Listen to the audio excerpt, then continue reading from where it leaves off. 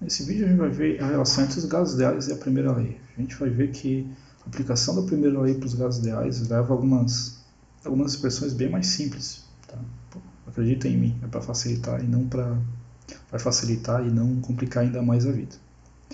Então, um gás ideal, por definição, é um gás que obedece essa equação PV igual a nRT. A interpretação molecular de um gás ideal é um gás que não tem forças intermoleculares. E qual a consequência disso? Bem, as moléculas, partículas de um gás, um recipiente, tem uma certa distância média entre as partículas. Há uma distância média entre as partículas de um gás. Se a gente manter a temperatura constante e alterar o volume de um gás, por exemplo, vamos admitir que a gente comprime o gás. Se a gente comprimir o gás, a distância média entre as partículas vai diminuir. Porque imagina, você tem uma partícula numa extremidade do gás, numa outra extremidade do gás. Se você diminuir o volume, as partículas vão na média ficar uma mais próxima da outra. Só que para um gás ideal não há interação entre essas partículas. Então não importa se uma partícula está num extremo no outro ou se elas estão pertinho uma da outra. Porque pela definição de gás ideal essas partículas não se enxergam. Então, qual é a consequência disso? A consequência disso é que se alterar o volume de um gás ideal, eu não vou alterar a energia do gás ideal. Porque o que iria alterar a energia de um gás ideal seria se as partículas interagissem entre si. Porque imagine, se elas estão afastadas, ia ter pouca interação entre as partículas. Se elas estivessem próximas, ia ter bastante interação entre as partículas. Se essa interação fosse atrativa, a energia do sistema ia diminuir. Mas como não tem nenhuma interação entre as partículas, não interessa se elas estão próximas, se elas estão separadas, se elas estão distantes. Então, a energia do gás ideal não vai depender do volume. Então, essa é a primeira consequência dessas afirmações. Que a energia interna de um gás ideal, só para um gás ideal, tá? Ou GI para os íntimos, não vai depender do volume. Vai depender do quê? Vai depender apenas da temperatura. Isso dá para provar para um modelo simples, que é a teoria cinética dos gases, que a energia de movimento das partículas, é proporcional à temperatura. E isso a gente pode considerar como válido para os gases ideais. Tá? A energia de um gás ideal só vai variar com a temperatura. Vai ser uma função só da temperatura. Se a gente variar a temperatura, por exemplo, se a gente aumentar a temperatura, vai aumentar a energia dos gases ideais. Tá? Mas se a gente variar o volume, não vai alterar a energia dos gases ideais. Então a gente tem essa relação bem importante, que a energia interna no gás ideal só depende da temperatura. Tá? Como a gente tem essa relação, que a entalpia é igual a U mais PV, e para um gás ideal, PV é igual a nRT. Né? Então H é U mais nRT. Percebam que aqui para o gás ideal, né, U só depende da temperatura, o N não depende da temperatura nem do volume, né, é uma constante, R é uma constante, e T é a temperatura em si. Então para um gás ideal, o H, a entalpia, também só depende da temperatura. Tá? Então são essas duas relações importantes para um gás ideal. A energia interna do gás ideal só depende da temperatura e a entalpia de um gás ideal só depende da temperatura, não depende do volume. E uma outra relação importante para gases ideais, e só para gases ideais, é a relação entre as capacidades caloríficas.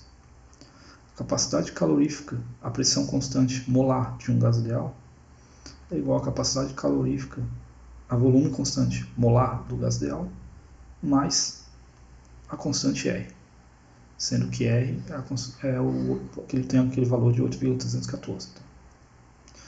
Ou também, né, se vocês não quiserem considerar as quantidades aqui molares, você pode escrever essa expressão como Cp igual a Cv mais Nr. Ou seja, você tem uma relação bem simples entre as capacidades caloríficas para um gás ideal. Tá? Então, se num enunciado envolvendo um gás ideal ele dá o CVM, você precisar calcular o CPM, você só adiciona mais R, mais 8,314 e você tem o valor do CPM. Tá? Então, qual é o impacto disso aqui? Né? Por que eu estou comentando isso aqui da entalpia só depender da temperatura e a energia interna só depender da temperatura para o gás ideal? Que as expressões para esse tipo de gases ideais, daí para quando aplicar a primeira lei, ficam bem simples. Tá? Então, vou colocar aqui um subtópico. Primeira lei para gases ideais, que já vai servir de certa forma para o resumo. Então, para um gás ideal, se o processo for isotérmico, esse é um C importante, tá?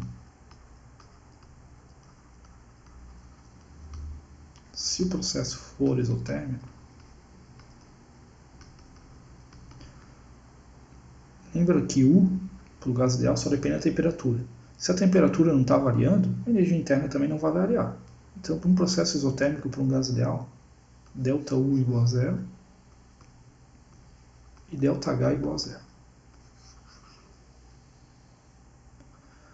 Como ΔU e ΔH são igual a zero, para esse caso do processo ser isotérmico, como a primeira lei diz que ΔU igual a Q mais W, como ΔU é zero, a gente tem que Q é igual a menos W.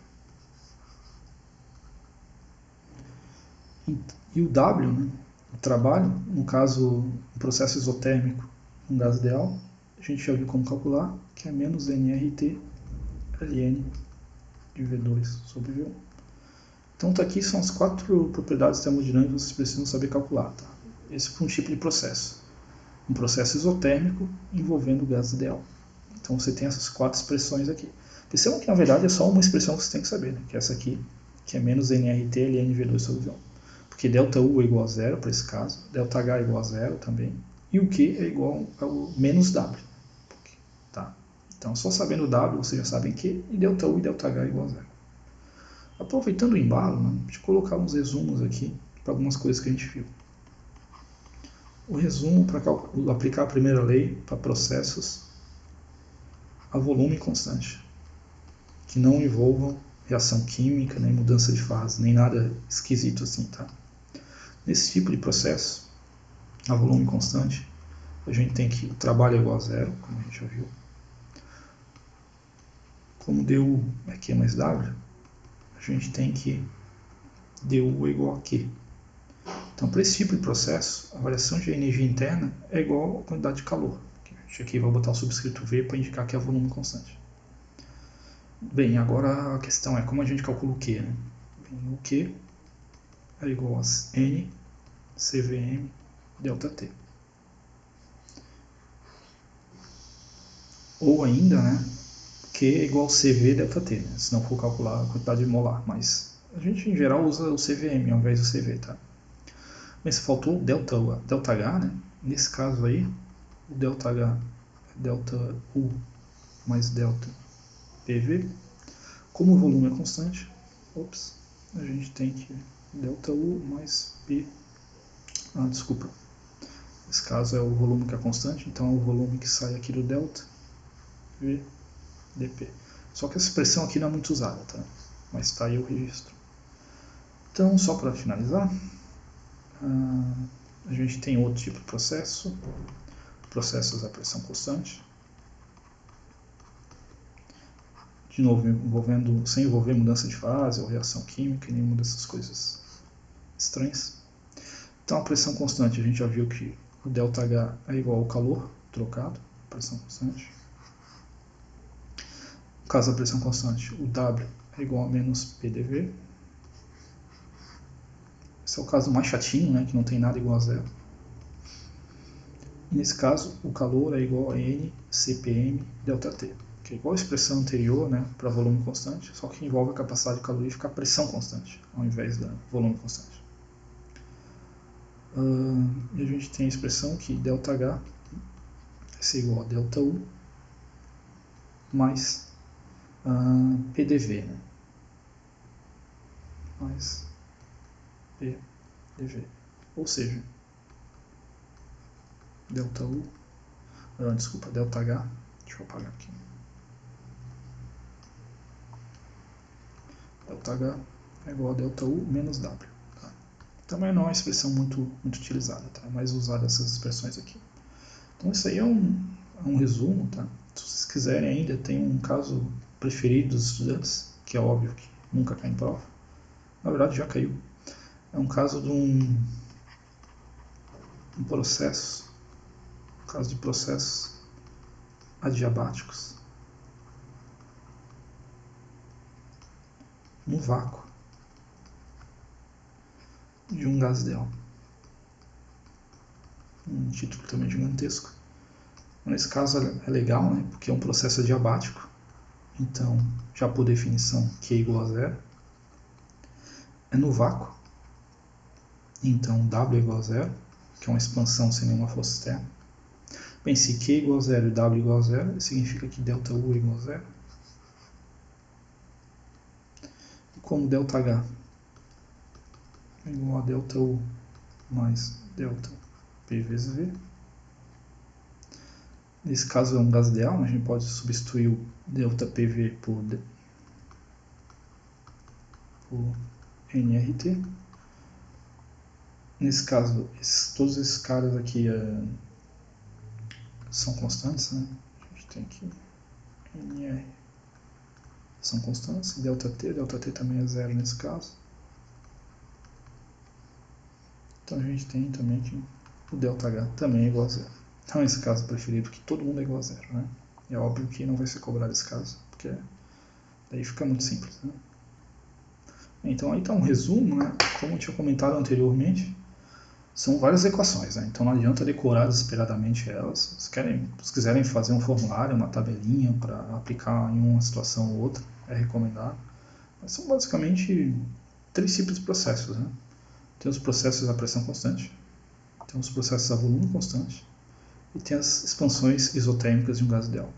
São esses 3 processos aí que vocês devem saber mais ou menos manipular um caso ou outro. Percebam que em todos esses tipos, quase em todos, na verdade, sempre tem algumas coisas iguais a zero, né? Então, sempre alguma coisa vai se anular. É bom lembrar também o conceito de processo adiabático, que no caso Q igual a zero, né? E também que no gás ideal, a energia interna e a entalpia de um gás ideal só depende da temperatura e não depende do volume. A gente vai no próximo vídeo resolver uns exercícios para finalizar essa parte.